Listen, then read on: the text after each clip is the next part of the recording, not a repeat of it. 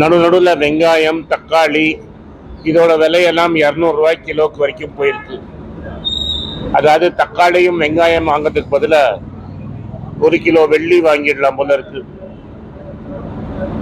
அதாவது 10 கிராம் வெள்ளி கூட 200 ரூபாய்க்கு கிடைக்கிற ஒரு கிராம் வெள்ளி வாங்கிடலாம் நீங்க. இது மாதிரி ஒரு நிலைமை. பிரதமர் எப்போதும் 75 வருஷம் வரலாறு சொல்லுவாரு. வரலாறுல இது மாதிரி நடந்தது கிடையாது. அவரால் ஒரு மேனிஃபெஸ்டோ கொடுக்க முடியல, விலைவாசி குறைக்க முடியல. ஒரு சர்வே சொல்லுது படித்தவர்கள்ல வேலை இல்லாண்மை தான் உலகத்திலே ஹையஸ்ட் இந்தியாவில் இருக்குன்னு.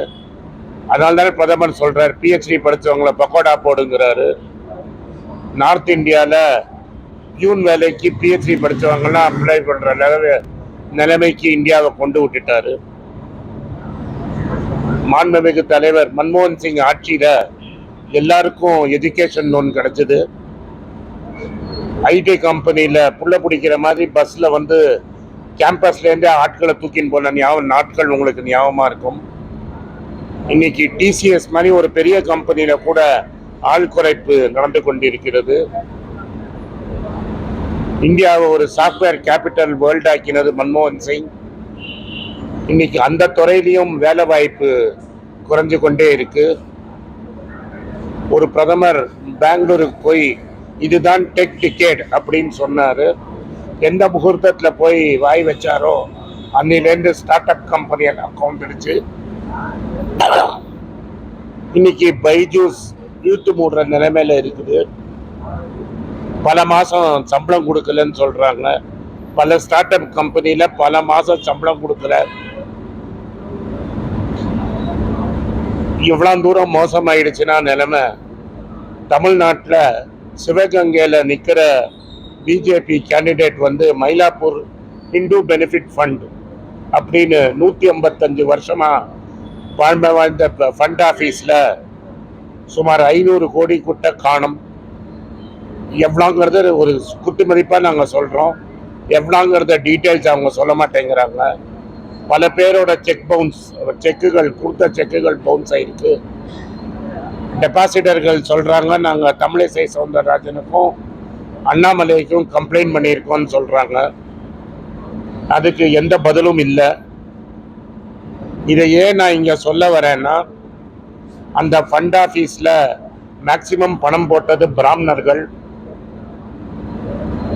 ஹிந்துன்னு சொல்லிட்டு இருக்கிற மோடி கர்ப்ப கிரகத்தில் பூஜை பண்றவங்களுக்கே மதிப்பில்லை. அவங்க பணத்தை கொள்ளடிச்சவருக்கு டிக்கெட் கொடுத்திருக்கிறார். அப்ப மற்றவங்களை எப்படி கவனிக்க போறாருங்கிற கேள்வி. இங்க எந்த கம்யூனிட்டி அவங்கள மேக்சிமம் சப்போர்ட் பண்ணிட்டோ அவங்களுக்கே தமிழுக்கு குரல் கொடுக்க மாட்டேங்கிறார் அண்ணாமலை. மற்ற இந்துக்களுக்கு என்ன நடக்கும் கதி? இது வெறும் நான் ஒரு ஃபண்ட் ஆஃபீஸை வச்சு சொல்லலை. இந்த சிஏ என்ஆர்சி ஆக்டை நீங்க படிச்சு பார்த்தீங்கன்னா பங்களாதேஷ்ல பிறந்த ஹிந்து, பாகிஸ்தான்ல பிறந்த ஹிந்து, ஆப்கானிஸ்தான்ல பிறந்த ஹிந்து, ஆனா தமிழன் இலங்கையில பிறந்த ஹிந்து இல்லை. நான் என்ன கேள்வி கேட்கிறேன் என்றால், தமிழன் என்னன்னா இளிச்சவாயனா, மாற்றான் வீட்டு தாய் பிறந்தவனா?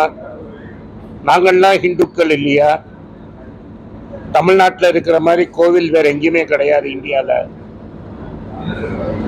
ஏன் எங்களை ஹிந்து இல்லைங்கிறீங்க? ஹிந்தி பேசுறவங்க மட்டும்தான் ஹிந்துக்களா? போன வாட்டி 39 சீட்ல எங்க கூட்டணி ஜெயிச்சது. மக்களுக்கு இந்த விஷயமெல்லாம் தெரியும். 40க்கும் 40 நாங்க ஜெயிப்போம்.